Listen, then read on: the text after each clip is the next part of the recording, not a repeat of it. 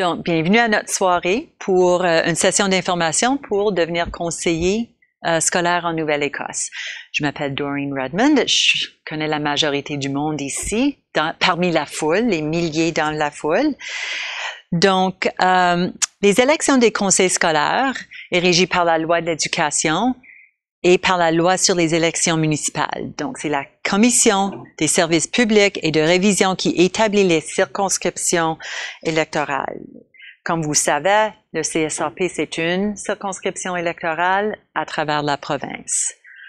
Les prochaines élections, et je suis sans doute que vous êtes au courant, c'est le 15 octobre 2016. Donc, on est à la prochaine. Donc, pour les catégories des conseillers, il y a des membres d'un conseil scolaire régional. On a des membres afro-néo-écossais d'un conseil scolaire régional. On a les membres du conseil scolaire acadien provincial. Et nous avons aussi les représentants des Mi'kmaq nommés par la ministre de l'Éducation et du Développement de la petite enfance. Pour les qualifications, pour vous présenter aux élections, il faut avoir au moins 18 ans. Il faut que vous soyez citoyen du Canada. Il faut aussi habiter dans la région scolaire dans laquelle vous vous présentez. Évidemment, pour le CSAP, c'est provincial, donc il faut au moins que vous soyez résident de la Nouvelle-Écosse. Et vous ne pouvez pas avoir été disqualifié par la loi sur les élections. En plus de ces qualifications, il y a des critères d'éligibilité qui sont spécifiques pour les membres afro-néo-écossais et aussi les membres du CSAP. Donc, les candidats à l'élection pour être membre afro-néo-écossais d'un conseil, il faut que vous soyez afro-néo-écossais et qualifié pour être un candidat aux élections. Pour les candidats du CSAP, faut que vous soyez ayant droit selon la loi sur l'éducation. Donc, ceci comprend les individus où leur première langue est le français, ou qui ont reçu leur instruction primaire au Canada dans un programme de français langue première, ou qui sont un parent d'un enfant qui reçoit ou qui a reçu son instruction primaire ou secondaire au Canada dans un programme de langue première. Les personnes qui sont non qualifiées pour se présenter sont les employés des conseils scolaires, les députés élus, les membres d'un autre conseil scolaire et les individus ayant été reconnus coupables d'un acte de corruption ou de subornation contraire à la loi sur les élections. Puis il y a évidemment une période de temps de 10 ans précédant la jour de mise en candidature. Pour se présenter, la date limite pour les mises en candidature est fixée pour le 13 septembre 2016. La candidate ou le candidat doit être proposé pour un poste exclusivement par écrit par au moins 5 électeurs qualifiés et les frais de mise en candidature sont 200 $ et sont obligatoires. Je ne sais pas si c'est ici ou plus tard où est-ce qu'on parle que le 200 $ est remis plus tard. Je sais pas. C'est possible que je vais revenir à ce diapo-là un peu plus tard. La rémunération, comme vous voyez, c'est de 10 500 $ par an et 17 300 $ pour la présidence et 2 800 pour la vice-présidence. La présidence et la vice-présidence sont élus par les membres en place lors de leur première réunion du conseil au mois de novembre. Là, ça vous donne un indice de nos conseils, où on se situe, le nombre d'écoles par conseil scolaire, les inscriptions depuis le septembre 2015, le nombre de conseillers 2012-2016 et le budget accordé 2015-16 à chaque conseil scolaire. Donc, on peut voir, c'est en ordre alphabétique, le conseil scolaire acadien provincial. Nous avons 22 écoles pour une population septembre 2015 de 5074 élèves. Il y avait 17 conseillers entre 2012-2016 et on sait qu'on va en avoir 18 dans la région de Truro. Et notre budget l'année dernière était 53 millions $. Okay? Donc, les responsabilités du conseil, c'est évidemment très important, répond à la ministre de l'Éducation et est responsable du contrôle et de la gestion des écoles publiques dans sa juridiction selon cette loi sur l'éducation et ses règlements.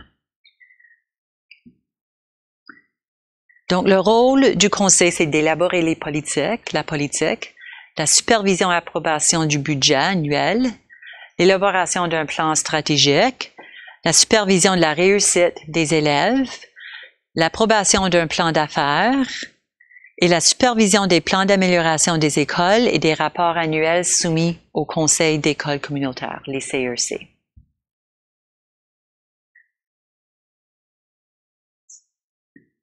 OK. Des exemples de décisions des conseils scolaires. C'est l'embauche et l'évaluation de la direction générale, l'approbation des demandes de construction et réparation majeures, le traitement des dossiers d'appel du personnel enseignant et des élèves. On répond aux exigences pour pourvoir aux postes vacants. On revoit le processus d'examen d'école et aussi l'approbation des politiques.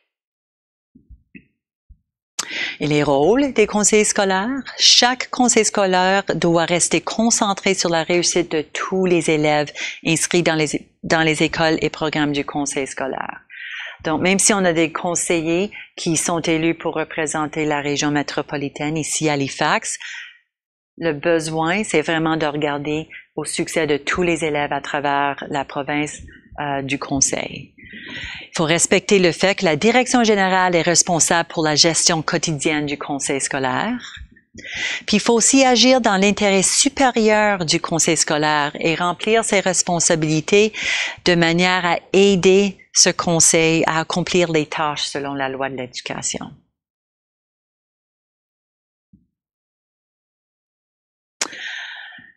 Les conseils scolaires individuels n'ont pas le pouvoir de prendre des décisions ni d'agir au nom du conseil scolaire.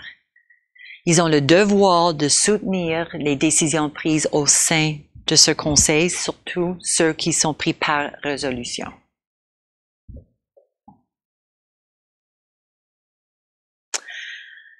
La préoccupation des parents.